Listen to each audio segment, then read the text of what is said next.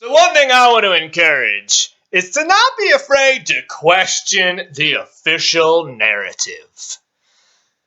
And if you look back on the history, what you can see is that the official narrative of things at the time is usually proven wrong.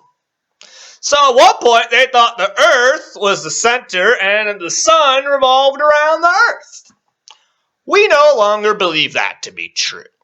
At one point, Newtonian mechanics was the official narrative.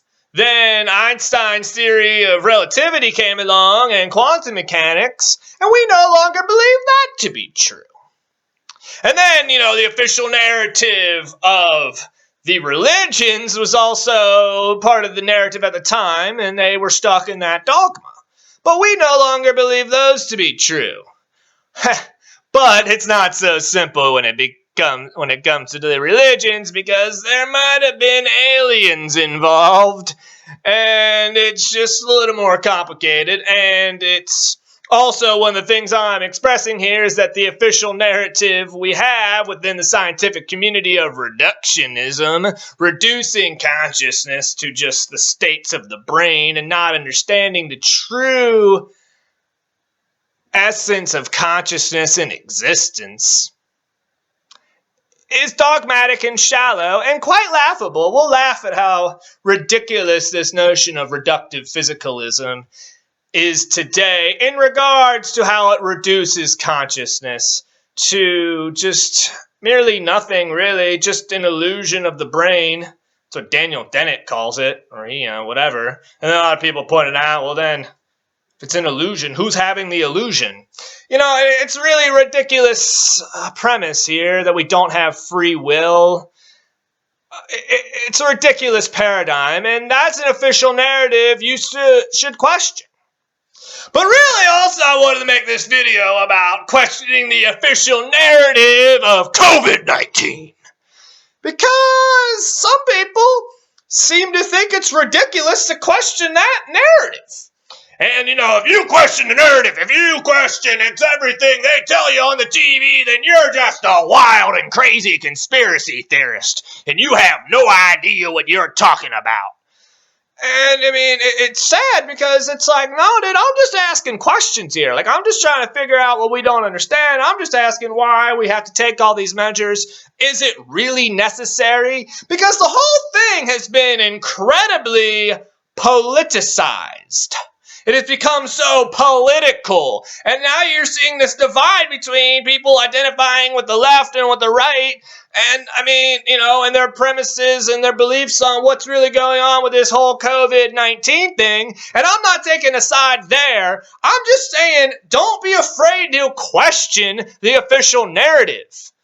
That it's ridiculous to tell people they can't even question it to begin with. Of course you should question it. That's how we make progress. That's how any sort of progress is made in science, is by questioning the official narrative.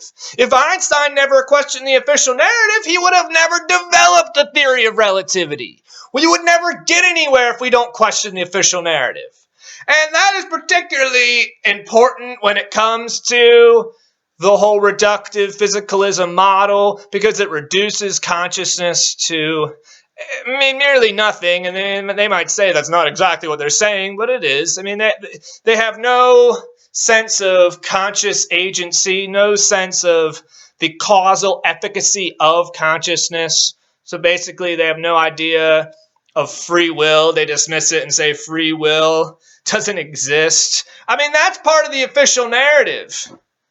And you're supposed to believe those people promoting that official narrative when it comes to other avenues, when it's so clearly corrupt. Why would it be corrupt? Well, it all ties back into the whole thing. Mind control, back to the aliens. I shouldn't get into all that, because that's a little too far out there for some of you. And if I question it and say that the aliens are real and that they've been visiting us and the government knows about it and still talks to them, you'll think I'm crazy. And you might dismiss what I'm saying because it shatters your little paradigm of belief. Well, sorry there, buddy. your life is a lie.